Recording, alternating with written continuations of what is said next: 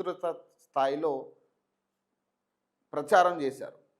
అటు బీఆర్ఎస్ నుంచి, ఇటు కాంగ్రెస్ నుంచి, అలాగే బీజేపీ నుంచి. దాదాపు ప్రధాన నాయకత్వం అంతా కూడా జూబ్లీహిల్స్‌లోనే పాగా వేసిన పరిస్థితి. ఈ ఉప ఎన్నిక ఎందుకు ఇంత కీలకంగా తీసుకుంటా ఉన్నారంటే, ఇదొక డెసిజన్ మేకర్‌గా కనపడతా ఉంది. అంటే 2 సంవత్సరాల పరిపాలన తర్వాత, కాంగ్రెస్ పరిపాలన తర్వాత వస్తున్న ఎన్నిక కాబట్టి, ప్రజానాడి ఎలా ఉంది, అంటే కాంగ్రెస్ పనితనం ఎలా ఉందనేది డిసైడ్ చేసే కీలక ఎన్నిక. దీన్ని బట్టి రాబోయే లోకల్ బాడీ ఎన్నికలు కావచ్చు, లేదా ఉప ఎన్నికలు వచ్చే చోట్ల కావచ్చు. ఎందుకంటే దాదాపు 10 మంది ఎమ్మెల్యేలు విచారణ జరుగుతుంది కాబట్టి ఖచ్చితంగా ఆయా ప్రాంతాల్లో ఉప ఎన్నిక రాబోతుందనే అనుమానాలు వ్యక్తమవుతా ఉన్నాయి. ఈ సందర్భంలో ప్రజానాడి ఎలా ఉంది అనేది ఒక శాంపుల్గా కనపడతా ఉంది ఈ ఉప ఎన్నిక. ఈ ప్రచారాలు చూసినా కూడా ప్రతి పార్టీ కూడా ఎవ్వరూ తగ్గకుండా ప్రజల్లోకి వెళ్ళే ప్రయత్నం చేశారు.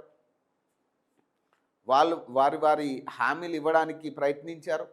అధికార పార్టీ నేరుగా ముఖ్యమంత్రి దాదాపు వారం రోజులు పర్యటన, ఆయన పనులన్నీ మానుకొని ఇక్కడ పర్యటించడం జరిగింది. సో ఈ నేపథ్యంలో ఇక నిన్న కీలక ఘట్టం ముగిసింది, ప్రచారాలకి తెరబడింది. సో ఎట్లా ఉండబోతుంది అనేది రేపు పోలింగ్ డేట్ కాబట్టి, రేపు పోలింగ్ ఎలా ఉండబోతుంది, ఎంత శాతం పోలింగ్ అవ్వబోతుంది అనేది కీలకం ఇక్కడ.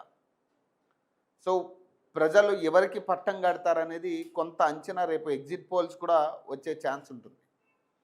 సో ఎగ్జిట్ పోల్స్ ఎట్లా ఉండబోతున్నాయి, ఇక పోల్ మేనేజ్మెంట్ అనేది ఇక పూర్తి ఆధారపడేది ఇప్పుడు అన్ని పార్టీలు కూడా ఒక పోల్ మేనేజ్మెంట్ మీదే. మరి ఈ పోల్ మేనేజ్మెంట్ ఎలా ఉంటుంది, సరిగ్గా జరుగుతుందా జరగదా, దొంగ ఓట్లనే అనుమానాలు బీఆర్ఎస్ వాళ్ళు వ్యక్తం చేశారు. మరి ఇప్పుడు ఈసీ దాని మీద ఏమన్నా యాక్షన్ తీసుకుంటుందా, ఇవన్నీ కూడా ప్రధాన విషయాలు కాబోతా ఉన్నాయి రేపు పోలింగ్ డేట్ కాబట్టి. సో 14వ తారీఖు రిజల్ట్ అనౌన్స్మెంట్ అయిపోతుంది. సో ఈ 14వ తారీఖు రిజల్ట్ అనౌన్స్మెంట్ అయిపోయిన తర్వాత ఇక కంప్లీట్గా ఎవరు విన్నర్ ఎవరు రన్నర్ అనేది తేలిపోతుంది. సో ఖచ్చితంగా ఇట్లాంటి సమయంలో ప్రజల తీర్పు చాలా కీలకం కాబోతోంది. అందులో మైనారిటీ వర్గాల తీర్పు చాలా కీలకం. ఎందుకంటే ఇప్పుడు ప్రధాన పార్టీలు అన్నీ కూడా మైనారిటీ అనే దాన్ని బాగా